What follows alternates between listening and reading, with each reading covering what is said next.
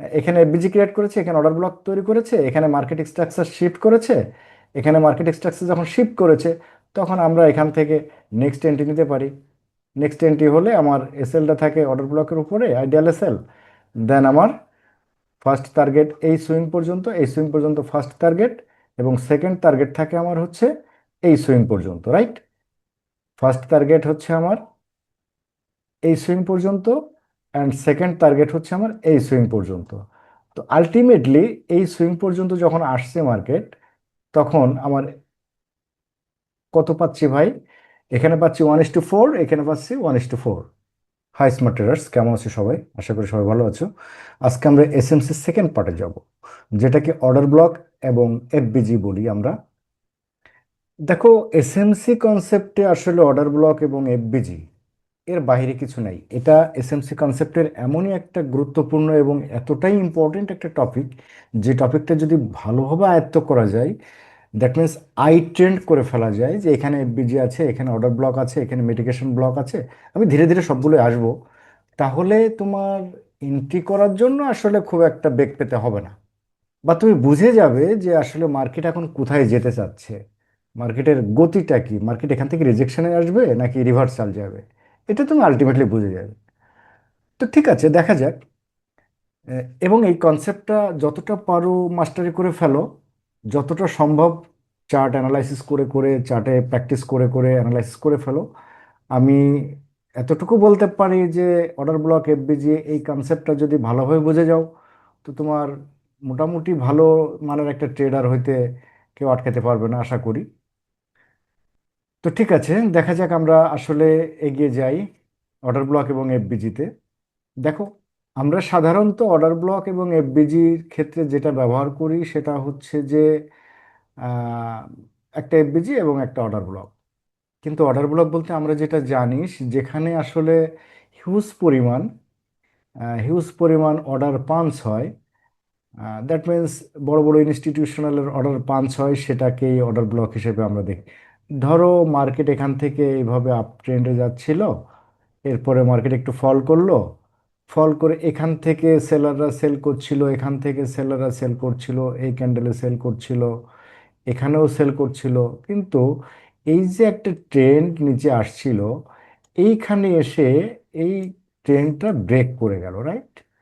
এইখানে এসে এই ট্রেন্ডটা ব্রেক করে গেল। তো এখান থেকেই কেন ব্রেক করলো, এখান থেকেই মার্কেট আবার আপ মোমেন্টামে কেন গেল, বা আপসাইডে কেন যাচ্ছে, বা কেন চেঞ্জ করলো, এই টপিকটাই আমাদের বুঝতে হবে। তো দেখো, আমাদের মতো ছোট ছোট রিটেলার ট্রেডার যারা আছে, আমাদের ইনভেস্টমেন্টে আসলে ক্যান্ডেল খুব একটা নড়ে বলে মনে হয় না, ঠিক আছে? খুবই কম। তো বড় বড় বিগ ফান্ড, বড় বড় ইনস্টিটিউশন, বা বড় বড় ব্যাংক, হেজ ফান্ড, এরা যেটা করে, এরা তো আসলে আমাদের মতো মার্কেট অর্ডার দেয় না, এরা আসলে পেন্ডিং অর্ডার লাগিয়ে রাখে, ঠিক আছে? তো এখানে এরা এরা যখনই পেন্ডিং অর্ডার লাগিয়ে রাখে, ওদের হিউজ পরিমাণ অর্ডারটা এখান থেকে পাঞ্চ হওয়ার কারণেই মূলত মার্কেটটা বায়াস চেঞ্জ করে আপসাইডে ধার ধার করে মার্কেটে চলে যাচ্ছে। এটাই হচ্ছে মূলত প্র্যাকটিক্যাল খেলা আর কি, হ্যাঁ। তো ধরো মার্কেট এখান থেকে এই পর্যন্ত গেছিল, যাওয়ার পরে এখানে কোনো না কোনো পিওআই পেয়েছে, মানে কোনো অর্ডার ব্লক বা এফবিজি হয়তো পেয়েছে এখানে। পাওয়ার পরে মার্কেট এখান থেকে ফল করেছে। ফল করার পরে আমরা মূলত দেখব, যে ক্যান্ডেলটাই মূলত হিউজ পরিমাণ অর্ডার পাঞ্চ হলো, সেই ক্যান্ডেলটা আমাদের ফাইন্ড আউট করতে হবে। তো এই অর্ডার ব্লকটা হতে হলে একটাই মাত্র কন্ডিশন আছে। অর্ডার ব্লকটা হতে হলে একটাই মাত্র কন্ডিশন আছে, সেটা হচ্ছে অর্ডার ব্লকের সাথে একটা ফেয়ার ভ্যালু থাকতে হবে। অর্ডার ব্লকের সাথে অবভিয়াসলি একটা ফেয়ার ভ্যালু থাকতে হবে। ফেয়ার ভ্যালু মিনস হচ্ছে, আসলে এটাকে বাংলায় কি বলে, ফেয়ার ভ্যালু, ন্যায্য মূল্য, ইয়েস, ন্যায্য মূল্য। একটা ফেয়ার ভ্যালু, ন্যায্য মূল্য থাকতে হবে, মূল্য থাকতে হবে। ধরো এখান থেকে কেউ এখান থেকে কেউ সেল করছে, রাইট? এখান থেকে কেউ একজন সেল করছে, এখান থেকে সেল করছে, এখান থেকে সেলাররা সেল করছে, আর এখান থেকে বায়াররা বাই করবে। তো এরা সেলাররা সেল করতে করতে এসছে, আসার পরে কিন্তু এখানে বায়ার চুপচাপ বসে আছে, যে সে একটা হিউজ পরিমাণ অ্যামাউন্টের কিছু বাই করবে। তো এই যে সেলাররা সেল করলো এবং বায়ার বাই করলো, এই যে অর্ডার, মানে দুজনের অর্ডার কমপ্লিট হয়ে গেল। এই কমপ্লিট হওয়ার কারণেই মোটামুটি এখানে একটা ব্লক তৈরি হয়ে গেল, যে তার মানে এখান থেকে আর কেউ সেল করতে চাচ্ছে না, বা এখান থেকে প্রচুর পরিমাণ বাইং হয়ে গেছে, এখন আর সেল কেউ করছে না, সেলারদের পাওয়ার শেষ, মানে সেলারদের সেল করার যে ক্যাপাবিলিটি ছিল সেটা শেষ হয়ে গেছে। ওকে, তাহলে আমরা এখানে দেখছি যে যখন মার্কেট বায়ার চেঞ্জ করে আপসাইডে যাওয়া শুরু করলো, তখন এখানে দেখছি যে এটাকে যদি আমরা 1 নাম্বার ক্যান্ডেল ধরি, এটা 2 নাম্বার ক্যান্ডেল, এটা 3 নাম্বার ক্যান্ডেল, এটা আমরা ধরলাম। তো 1 নাম্বার ক্যান্ডেল আমাদের এখানে অর্ডার ব্লক, সেই ক্যান্ডেলটা অর্ডার ব্লক হবে যে ক্যান্ডেলের পরের ক্যান্ডেল ফেয়ার ভ্যালু তৈরি করবে, মানে একটা গ্যাপ তৈরি করবে। ওকে, তাহলে দেখা যাচ্ছে মূলত এখানে খেলা হচ্ছে আমাদের ক্যান্ডেলের উইক নিয়ে, হাই অ্যান্ড লো নিয়ে খেলাটা হচ্ছে মূল খেলা।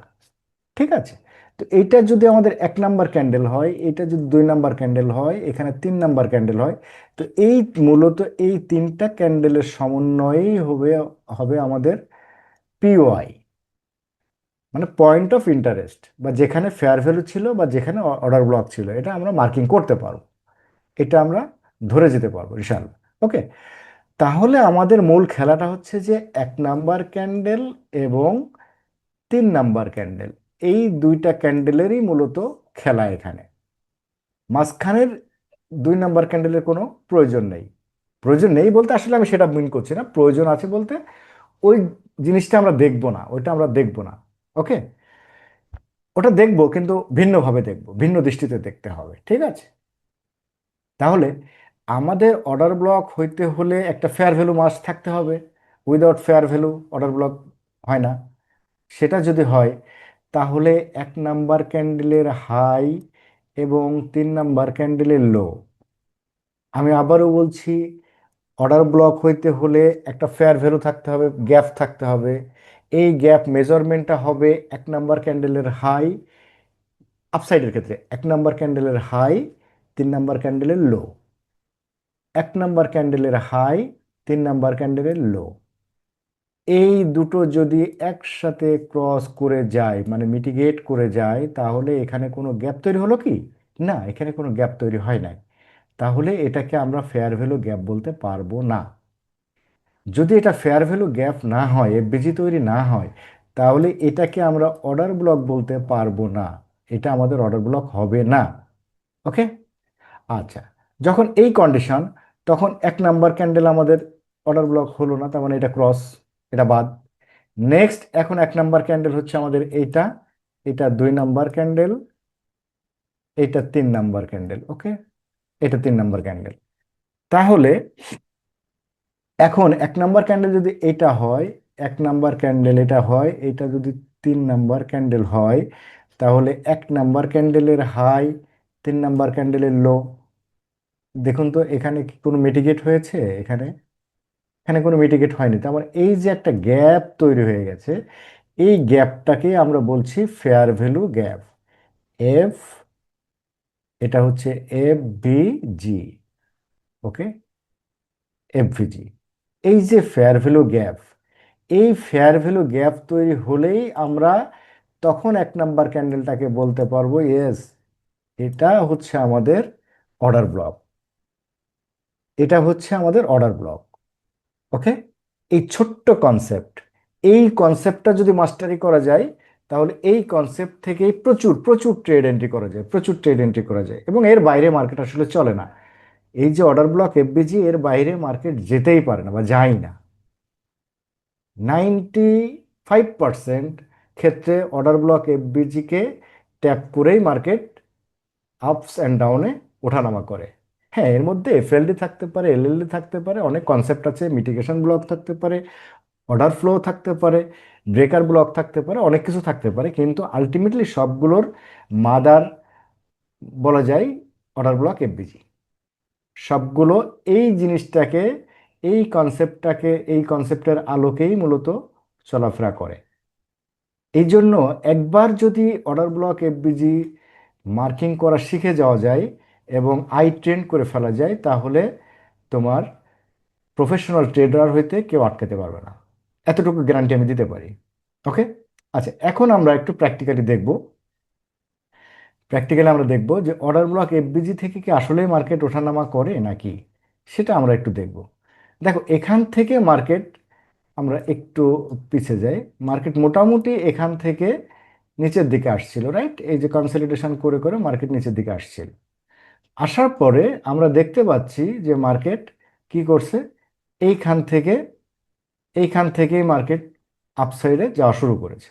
এখান থেকে ট্রেন্ড চেঞ্জ করেছে, এখান থেকে আপসাইডে যাওয়া শুরু করেছে। ওকে, তাহলে এইখান থেকেই কেন গেল ভাইয়া? এখান থেকে যাওয়ার রিজনটা কি? এখান থেকে যাওয়ার তো কোনো না কোনো রিজন থাকতে হবে, তাহলে নিশ্চয়ই এখানে কোনো না কোনো অর্ডার ব্লক বা কোনো না কোনো এফবিজি আছে, বা মিটিগেশন ব্লক আছে, বা অর্ডার ফ্লো আছে, বা অন্য এক্সওয়াইজেড থাকতে পারে। তো সেটা আমরা একটু দেখি। অবশ্যই অবশ্যই থাকবে। এটাকে যদি আমরা মার্কিং করি এভাবে, তাহলে উম, আমরা দেখতে পাচ্ছি, এটাকে আরেকটু কালারফুল করে দিই, এটাকে অ্যাশ কালারে নিলাম। ওকে, আচ্ছা একটু ডিপ করে দিলাম, হ্যাঁ।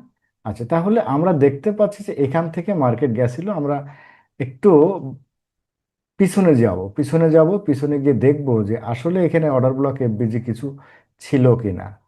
আসলেই কি ছিল, নাকি আমাদের অর্ডার ব্লক এফবিজি ফাও ফাও, এই জিনিসটা আমরা একটু দেখে আসবো, হ্যাঁ।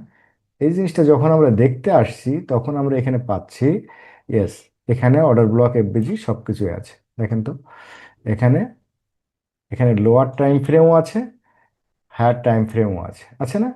এইটা হচ্ছে, আমি আরেকটু বড় করে দিই তাহলে বুঝতে সুবিধা হবে। এটা হচ্ছে লোয়ার টাইম ফ্রেম। এইটুকু হচ্ছে আমাদের এফবিজি, এটাকে আমরা এফবিজি মার্কিং করলাম।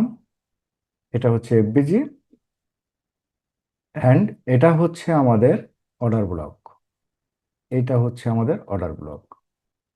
এটা হচ্ছে আমাদের অর্ডার ব্লক। বলেছিলাম যে অর্ডার ব্লক এফবিজি, তো অর্ডার ব্লক আমরা এই কালার করলাম এবং এটা করলাম। তো আমরা এখন এইটাকেই রিমুভ করে দেই। রিমুভ করে অর্ডার ব্লক এফবিজিটাকে আমরা প্যারালালে টেনে যাই, হ্যাঁ। দেখি আসলে এই অর্ডার ব্লক এফবিজিতে ট্যাপ করেই মার্কেট গেছে কিনা। এটা আমাদের জানার দরকার, এটা আমাদের জানা দরকার, এই জিনিসটাই আমাদের জানা দরকার। ইয়েস, এই যে অর্ডার ব্লক এফবিজিতে ট্যাপ করে মার্কেট গেছে, হ্যাঁ। আচ্ছা, এখানে আমাদের আর কি আছে?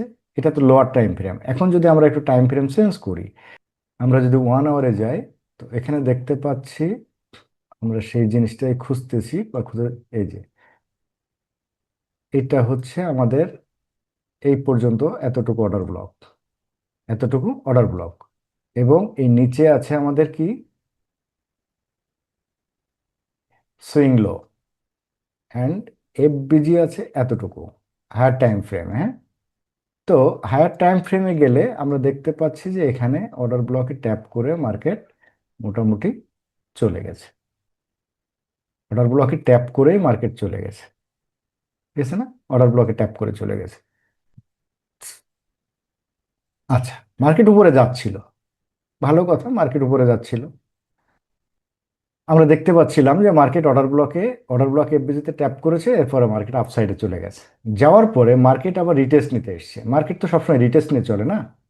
তো মার্কেট রিটেস্ট যখন নিল, তখন এই রিটেস্ট নেওয়ার পরে মার্কেট এইখান থেকে আবার কেন গেল? এইখান থেকে কেন গেল?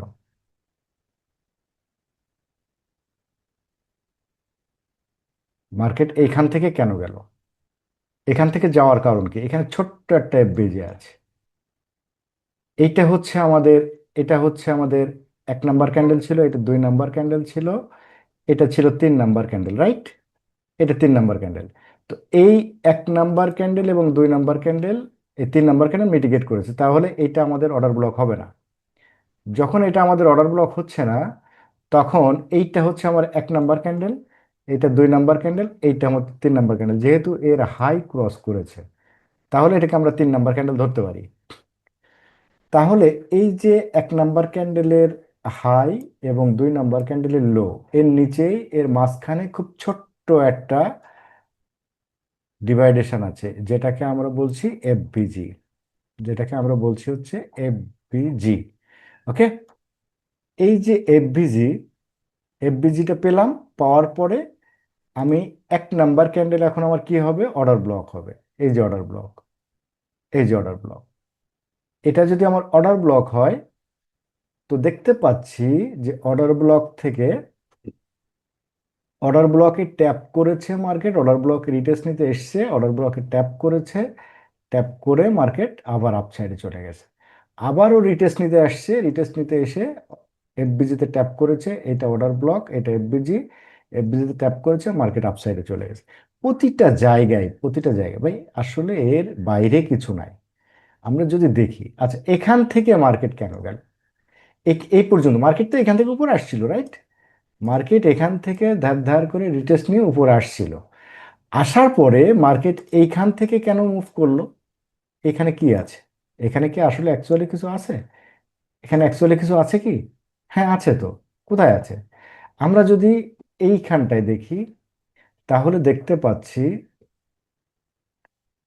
আমরা যদি এইখানটায় দেখি, তাহলে এই যে এখান থেকে মার্কেট ফল করলো, এখান থেকে মার্কেট ফল করেছে না? এখান থেকে কেন ফল করলো মার্কেট? এখানে কি আছে? অর্ডার ব্লকে বেজে কি কিছু আছে? হ্যাঁ আছে তো। কোথায় আছে? এটা হচ্ছে আমাদের অর্ডার ব্লক। আমার এক নাম্বার কেন, আরেকটু ক্লিয়ার দেখাই, আরেকটু ক্লিয়ার দেখাই। এইটা হচ্ছে আমার এক নাম্বার ক্যান্ডেল, এইটা দুই নাম্বার ক্যান্ডেল, এইটা তিন নাম্বার ক্যান্ডেল। তাহলে এক নাম্বার ক্যান্ডেলের হাই ডাউন সাইডের ক্ষেত্রে, ডাউন সাইডে, এখন বলতেছি ডাউন সাইডের ক্ষেত্রে, তাহলে ডাউন সাইডের ক্ষেত্রে এক নাম্বার ক্যান্ডেলের হাই, এই লো, সরি, আর তিন নাম্বার ক্যান্ডেলের হাই, এর মাঝে যে গ্যাপটা থাকবে সেটা হচ্ছে আমাদের এফবিজি, রাইট? তো এর মাঝে আমরা দেখতে পাচ্ছি যে এইখানটায় একটা এফবিজি আছে, এটা হচ্ছে আমাদের একটা এফবিজি। দেখি এটা এটা ধরেছে কিনা, এটা আমরা দেখি। এটা হচ্ছে আমাদের এফবিজি। তাহলে অর্ডার ব্লক সেই হিসেবে কোনটা হবে? উপরেরটা অর্ডার ব্লক হবে, এতটুকু আমাদের অর্ডার ব্লক, এটা হচ্ছে আমাদের অর্ডার ব্লক, রাইট? তো এইটা যদি অর্ডার ব্লক হয়, অর্ডার ব্লক এবং এফবিজি আমরা একটু দেখি, অর্ডার ব্লক এবং এফবিজিতে টান দিয়ে দেখি যে এটাকে আসলে ট্যাপ করেছে কিনা। এক্স্যাক্টলি অর্ডার ব্লকে ট্যাপ করে মার্কেট ফল করেছে, এক্স্যাক্টলি অর্ডার ব্লকে ট্যাপ করেছে, ট্যাপ করে মার্কেট ফল করেছে। ওকে, তাহলে এইখান থেকে এতটুকু পরিমাণ মুভ তো আমরা ধরতে পারতাম, এখান থেকে এতটুকু পরিমাণ মুভ তো আমরা ধরতে পারতাম। এখানে অন্যান্য কনসেপ্ট আছে, কনফার্মেশনের কনসেপ্ট আছে, এখানে মার্কেট স্ট্রাকচার শিফটের কনসেপ্ট আছে। তো আলটিমেটলি আমরা এখান থেকে এন্ট্রিটা ধরতে পারতাম, আমাদের এসএলটা থাকতো এই অর্ডার ব্লক পর্যন্ত, দেন আমাদের টার্গেট থাকতো কোথায়? এই সুইং পর্যন্ত, ইনিশিয়াল টার্গেট, একদম ইনিশিয়াল টার্গেট হচ্ছে আমাদের এই সুইং পর্যন্ত, এই সুইং পর্যন্ত আমাদের টার্গেট, এই পর্যন্ত মার্কেট আসা উচিত। এছাড়া আরো অন্যান্য কনসেপ্ট আছে যেগুলো আমরা শিখবো, স্টেপ বাই স্টেপ শিখবো। তো এতটা মুভ আমরা ধরতে পারতাম, ইজিলি ধরতে পারতাম। আচ্ছা এখান থেকে মার্কেট আবার ফল করলো কেন? দেখেন তো, এখানে অর্ডার ব্লক, এইটা হচ্ছে এক নাম্বার ক্যান্ডেল, আমি আবার একটু ক্লিয়ার দেখাই, এইটা এক নাম্বার ক্যান্ডেল হবে না, যেহেতু মিটিগেট করে গেছে, তাই এক নাম্বার ক্যান্ডেল হবে না। তাহলে এক নাম্বার ক্যান্ডেল এইটা, দুই নাম্বার ক্যান্ডেল এইটা, তিন নাম্বার ক্যান্ডেল এইটা, যদিও এটা ইনসাইড বার, তাহলে তিন নাম্বার ক্যান্ডেল আমাদের এইটা ধরতে হবে, এই ক্যান্ডেলটা আমাদের তিন নাম্বার ক্যান্ডেল। ওকে, তাহলে সেই হিসাবে, এই হিসাব অনুযায়ী আমাদের এইটা হচ্ছে আমাদের এফবিজি, এটা হচ্ছে আমাদের এফবিজি, যেটাকে আমরা এফবিজি মার্কিং করছি। অ্যান্ড এই ক্যান্ডেলটা হচ্ছে আমাদের অর্ডার ব্লক, যেটাকে আমরা অর্ডার ব্লক মার্কিং করছি। তো এফবিজি অর্ডার ব্লকে ট্যাপ করেই তো মার্কেট যাচ্ছে, এফবিজি অর্ডার ব্লকে ট্যাপ করে মার্কেট যাচ্ছে। তো নেক্সট, এখানে এফবিজি ক্রিয়েট করেছে, এখানে এখানে এফবিজি ক্রিয়েট করেছে, এখানে অর্ডার ব্লক তৈরি করেছে, এখানে মার্কেট স্ট্রাকচার শিফট করেছে, এখানে মার্কেট স্ট্রাকচার যখন শিফট করেছে, তখন আমরা এখান থেকে নেক্সট এন্ট্রি নিতে পারি। নেক্সট এন্ট্রি হলে আমার এসএলটা থাকে অর্ডার ব্লকের উপরে, আইডিয়াল এসএল, দেন আমার ফার্স্ট টার্গেট এই সুইং পর্যন্ত, এই সুইং পর্যন্ত ফার্স্ট টার্গেট, এবং সেকেন্ড টার্গেট থাকে আমার হচ্ছে এই সুইং পর্যন্ত, রাইট? ফার্স্ট টার্গেট হচ্ছে আমার এই সুইং পর্যন্ত, অ্যান্ড সেকেন্ড টার্গেট হচ্ছে আমার এই সুইং পর্যন্ত। তো আলটিমেটলি এই সুইং পর্যন্ত যখন আসছে মার্কেট, তখন আমার কত পাচ্ছি ভাই? এখানে পাচ্ছি 1:4, এখানে পাচ্ছি 1:4। ওকে, তো এই তো, এর বাইরে কি আসলে অ্যাকচুয়ালি কিছু আছে? এর বাইরে অ্যাকচুয়ালি কিচ্ছু নাই। এর বাইরে অ্যাকচুয়ালি কিচ্ছু নাই। তো যতটা সম্ভব এটাকে মাস্টারি করুন। অর্ডার ব্লক এফবিজি যদি একবার চোখে ধরে যেতে পারেন এবং কোথা থেকে আসছে, কিভাবে আসছে, মার্কেটের মোমেন্টাম এখন কোন দিকে যেতে চাচ্ছে, মার্কেটের বায়াস এখন কোন দিকে আছে, মার্কেট এখন আপসাইডে যাবে না ডাউন সাইডে যাবে, এই কনসেপ্টটাই যদি আপনি একবার ধরে ফেলতে পারেন, আপনার ট্রেডিংয়ের লস হওয়ার সম্ভাবনা খুবই কম। ভাই ট্রেডিংয়ে 100% বলে কিছু নাই, কিন্তু অলমোস্ট সফল ট্রেডাররা বলে যে আপনি যদি 30% উইন করেন, 40% উইন করেন, ইউ আর এ সফল ট্রেডার। তাই না? তো সেক্ষেত্রে আপনার প্রতিটা অর্ডার ব্লক, প্রতিটা এফবিজি যদি আপনাকে কনফার্মেশন দেয় যে এখান থেকে মার্কেট ফল করবে বা এখান থেকে মার্কেট পাম্পিং করবে, তাহলে তো আপনার প্রফেশনাল মানে ভালো মানের একটা ট্রেডার হইতে কেউ আটকাতে পারবে না। স্বাভাবিক না? এই জিনিসটা মাস্টারি করেন, আশা করি ভালো লাগবে। আর কোন কোন সেক্টরের কোন কোন টপিকের উপরে, এরপরে স্নাইপার এন্ট্রি আছে, স্নাইপার এন্ট্রি নিয়ে আমরা কথা বলবো যে কোন ধরনের এন্ট্রিগুলো একদম স্নাইপিং শট দেয়, মানে যেখানে ভুল হওয়ার সম্ভাবনা থাকে মাত্র 2% বা 3% বা 5%, সর্বোচ্চ ধরে নেন 5%, 95% অ্যাকুরেসি দেয়। এই ধরনের স্নাইপিং শট নিয়েও আমরা কথা বলবো, স্নাইপার এন্ট্রি নিয়ে আমরা কথা বলবো, আমরা শিখবো ইনশাল্লাহ স্টেপ বাই স্টেপ। আর কোন কোন ধরনের টপিকের উপরে ভিডিও চাচ্ছেন সেগুলো বলবেন, কমেন্টস করবেন। আপনাদের কমেন্টস পড়তে ভালোই লাগে, খারাপ হইলেও বলেন, ভালো হইলেও বলেন, ভালো লাগবে। আশা করি এই কনসেপ্টটা আপনাদের অনেক কাজে লাগবে। আর ভিডিওটা ভালো লাগলে কমেন্টস করেন, কমেন্টসগুলো অবশ্যই কমেন্টস করেন, ভালো লাগলেও কমেন্টস করেন, খারাপ লাগলেও কমেন্টস করেন, লাইক করেন আর বন্ধুদের দেখার জন্য শেয়ার করে দিন। ওকে, আল্লাহ হাফেজ, আসসালামু আলাইকুম।